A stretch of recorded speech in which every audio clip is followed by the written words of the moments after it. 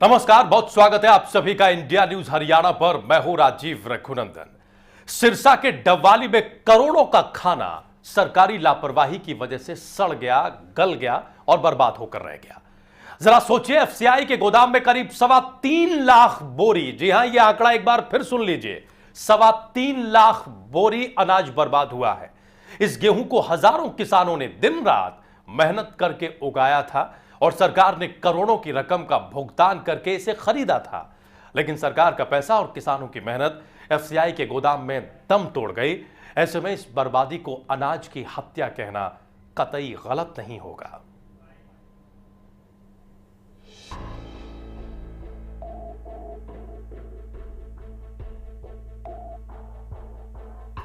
देश में हर साल हजारों लोगों की मौत कुपोषण और भूखमरी से होती है। देश की एक बड़ी आबादी भूख से त्राही त्राही कर रही है।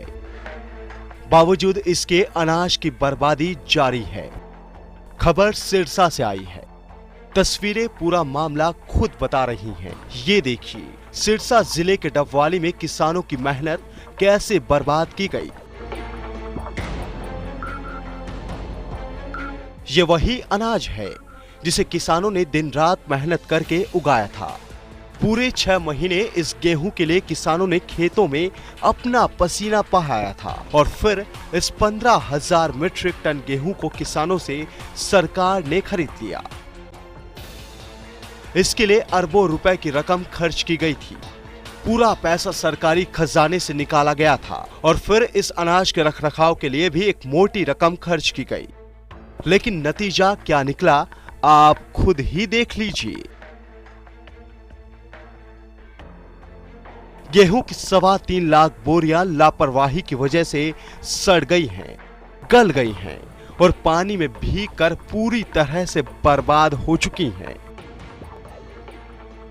ये देखिए, अनाज काला पड़ गया है और इस अनाज को अब जानवर भी खाने से इनकार कर देंगे। हरियाणा खाद्य आपूर्ति विभाग की इस घोर लापरवाही से हर कोई हैरान है। तो इस पूरी बर्बादी का मुजरिम एफसीआई है। इस विभाग की वजह से 10 करोड़ लोगों का खाना पूरी तरह गल सड़ गया और हजारों की किसानों की मेहनत बर्बाद होकर सवाल उठा रही है। और जड़ा दड़ा करते हैं ਇਹਦੇ ਚ डलियां तो फिर भी ਰਹਿੰਦੀਆਂ बड़ियां बड़ियां ज़्यादा पखे नाल ही है। ज़्यादा होवे साफ पक्खा पर ਉੱਥੇ ਸਾਨੂੰ ਦਿਹਾੜੀ ਨਹੀਂ ਪੈਂਦੀ। ਸਾਫ ਕਰਨ ਦੀ ਇਹ ਦਿੰਦੇ ਦਿਹਾੜੀ ਤਾਂ नहीं ਦਿੰਦੇ। ਅਸੀਂ रेट मुका रखा 5 रुपये घट बहुत। इस गेहूं की खरीद 2011 में हुई थी और अब इस अनाज की हालत कैसी है, आप खुद ही तस्वीरें देखकर इसका अंदाजा लगा सकते हैं। अब पोल खुलने के डर से इस अनाज को हरियाणा एग्रो के अधिकारियों और कर्मचारियों की मदद से नई बोरियों में भरा जा रहा है ताकि इस बर्बाद हुए अनाज की जवाबदेही से बचा जा सके।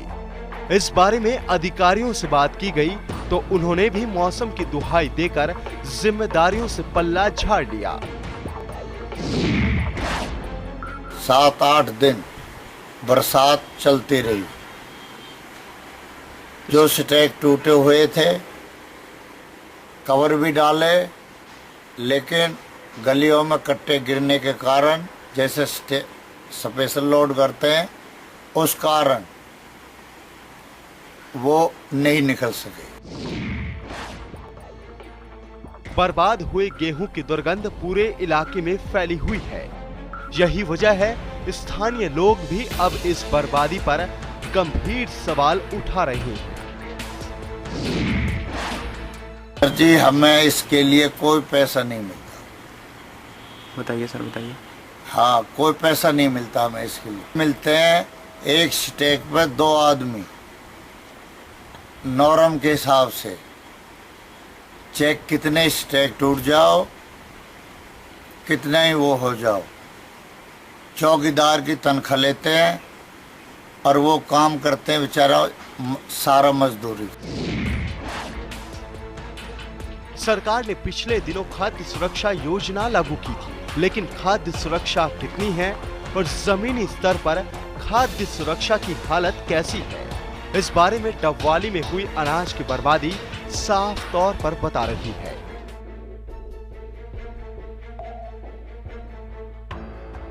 डबवाली से नंद सेठी, इंडिया न्यूज हरियाणा।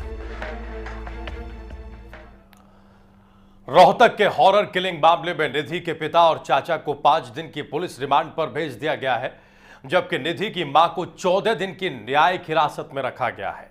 इस मामले में रोहतक पुलिस ने भी कई नए खुलासे किए हैं, तो पूरे जिले में झूठी शान की खातिर हुए इस डबल मर्डर पर सवाल उठ रहे हैं। उधर निधि के पिता इस वारदात को समाज के लिए संदेश बता रहे हैं। पूरा मामला झकझोर देने वाला है।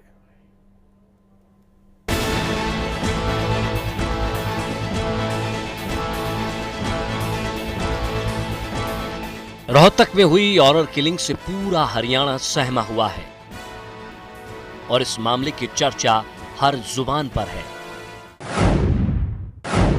इस मामले के आरोपी निधि के पिता, चाचा और मामा को कोर्ट में पेश किया गया। कोर्ट ने निधि की मां को 14 दिन की न्यायिक हिरासत में भेज दिया है, जबकि निधि के पिता और चाचा को 5 दिन के पुलिस रिमांड पर भेजा गया है, ताकि इस हत्याकांड में इस्तेमाल किए गए हथियारों और बाकी आरोपियों का पता लगाया जा सके। निधि के पिता नरेंद्र कहते हैं, उन्हें इस वारदात के लिए कोई अफसोस नहीं है।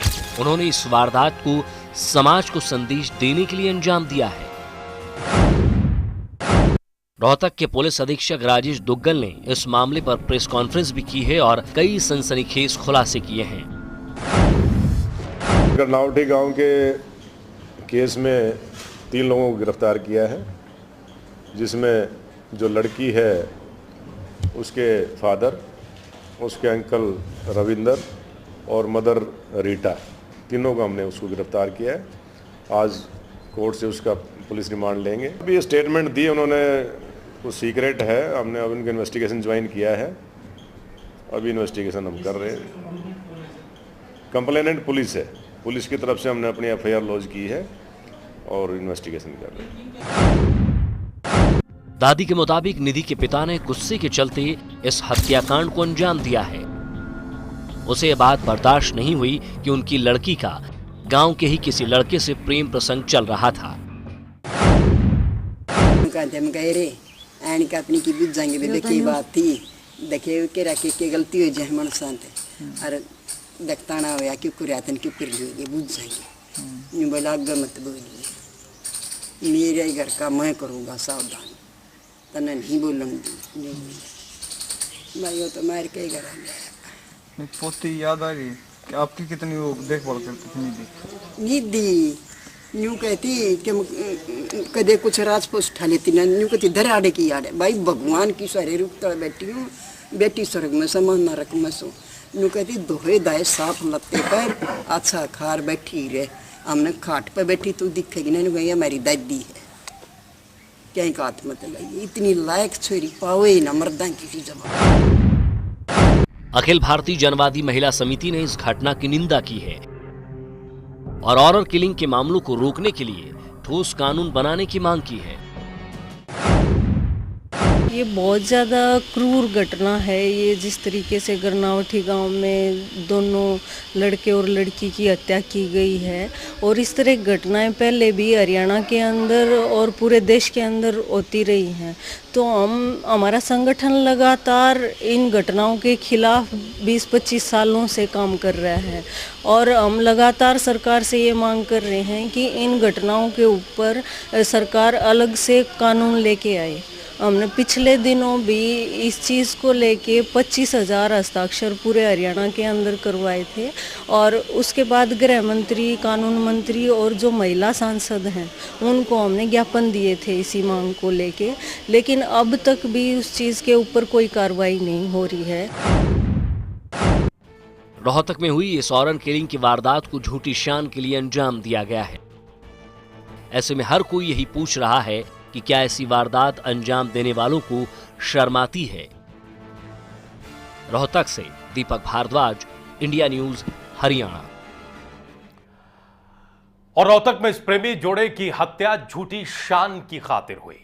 लड़की के परिजनों को यह प्यार कतई मंजूर नहीं था और यही वजह थी कि दोनों की हत्या बेरहमी से कर दी गई और झूठी शान की खातिर 2 जिंदगियों का खात्मा कर दिया गया।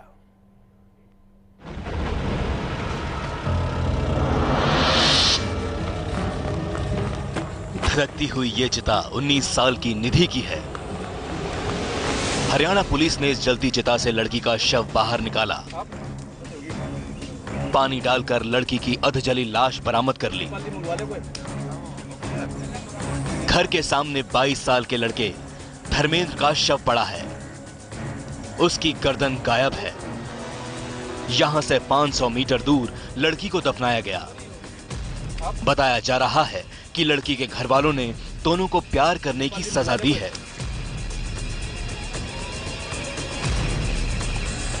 दिल्ली से उनको दोनों को लेके आए।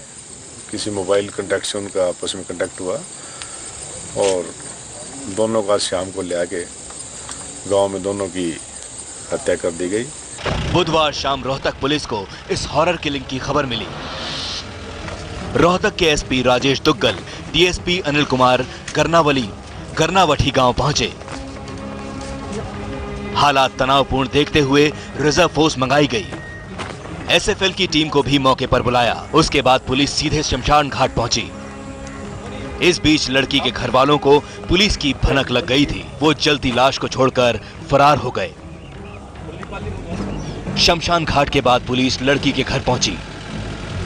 वहां सिर्फ निधि की मां और एक छोटी बच्ची थी। उन्होंने पुलिस से बात करने से मना कर दिया। इसके बाद एसपी, डीएसपी और पुलिस की एक टुकड़ी धर्मेंद्र के घर पहुंची। घर के बाहर धर्मेंद्र का शव पड़ा था। यहां से दूर उसका कटा हुआ सिर मिला। उसके दोनों हाथ और पैर भी टूटे हुए थे।